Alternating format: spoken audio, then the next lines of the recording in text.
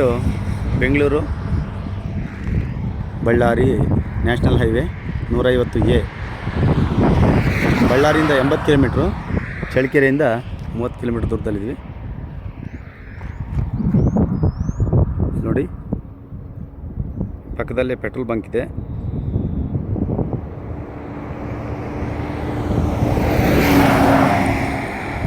ಹಾಗೆಯೇ U turn ಇದೆ ಅಪೋಸಿಟಲ್ಲೇ ಪಕ್ಕದಲ್ಲೇ.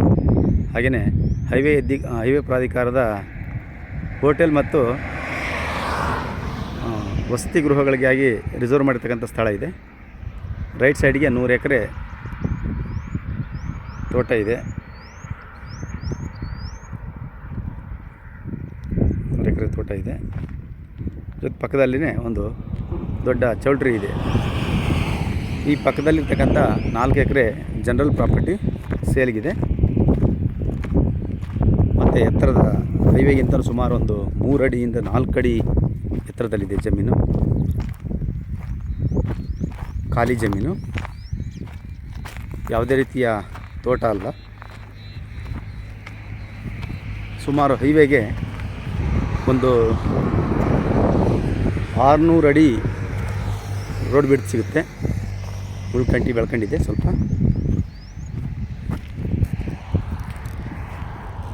ಹೈವೇಗೆ ಸುಮಾರು ಒಂದು 600 ಅಡಿ ಸಿಗುತ್ತೆ ನೋಡಿರಿ. ಮತ್ತು ಪಕ್ಕದಲ್ಲೇ LT ಲೈನ್ ಇದೆ ವಿದ್ಯುತ್ ಸಂಪರ್ಕಕ್ಕಾಗಿ ನೋಡಿರಿ. ಆ ಬಾರ್ಡ್ರಿಂದ ಅಲ್ಲಿ ಮಣ್ಣಿನ ಗುಡ್ಡೆ ಇದೆಯಲ್ಲ, ಅಲ್ಲಿಂದ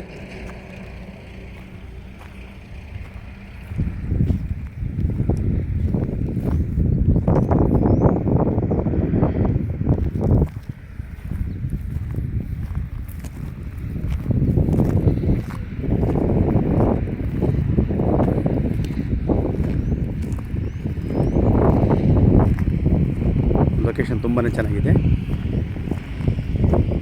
ಸುಮಾರು ಈಗ ಹೈವೇಗಿಂತ ಒಂದು 5 ಅಡಿ ಎತ್ತರದಲ್ಲಿದೆ ಪ್ರದೇಶ. ಇಲ್ಲಿಗನ್ನ ಈ ಬಾರ್ಡ್ರು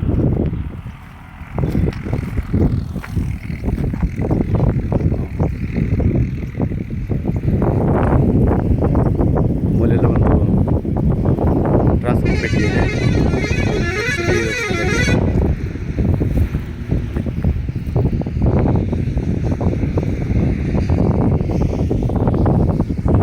ಈಗ ಹೊಲದ ಜಮೀನಿನ ಮಧ್ಯದಲ್ಲಿದೆ.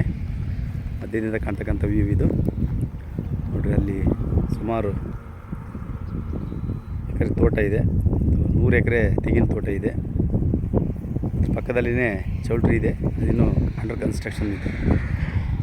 ಇದೇನೇ ಈ ಎದುರಿಗಿರೋದೇ ಹೈವೇ ಪಾರ್ಕ್, ವಸತಿ ಮತ್ತು ಹೋಟೆಲ್ಗಳು ಮತ್ತು ಶಾಪಿಂಗ್ ಕಾಂಪ್ಲೆಕ್ಸು. ಅಲ್ಲಿ ಮುಂದೆ ಕಾಣ್ತಕ್ಕಂಥದ್ದೇ, ಎಡಗಡೆ ಕಾಣ್ತಕ್ಕಂಥದ್ದೇ ಪೆಟ್ರೋಲ್ ಬಂಕ್.